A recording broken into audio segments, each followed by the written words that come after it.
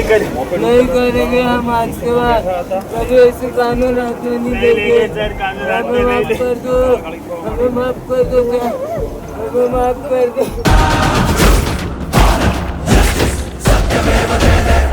જી સાહેબ, આજ રોજ લિંબાયત પોલીસ સ્ટેશનમાં ગત 10 ઓગસ્ટના રોજ મર્ડર થયેલું હતું, જે અનુસંધાને આજ રોજ લોકલ પોલીસ તથા ડિવિઝનની પોલીસ બોલાવી અને રિકન્સ્ટ્રક્શન પંચનામું કરવામાં આવેલું કે આરોપીઓએ ભોગ બનનારને કઈ રીતે શેમાંથી માથાકૂટ થયેલી, કઈ જગ્યાએ ઝઘડો થયેલો અને કઈ રીતના એને ચાપુ મારેલું તે બધું વિગતે રિકન્સ્ટ્રક્શન પંચનામું કરવામાં આવેલું. ગુનેગારોને એક જ તે મેસેજ આપવાનો છે અમારા મહેરબાન પોલીસ કમિશનર સાહેબની સૂચના મુજબ કે તમામ ગુનેગારો કાયદામાં રહેશે તો ફાયદામાં રહેશે, નહીતર સુરત શહેર પોલીસ તેમને કોઈ પણ રીતે બક્ષવામાં આવશે નહીં.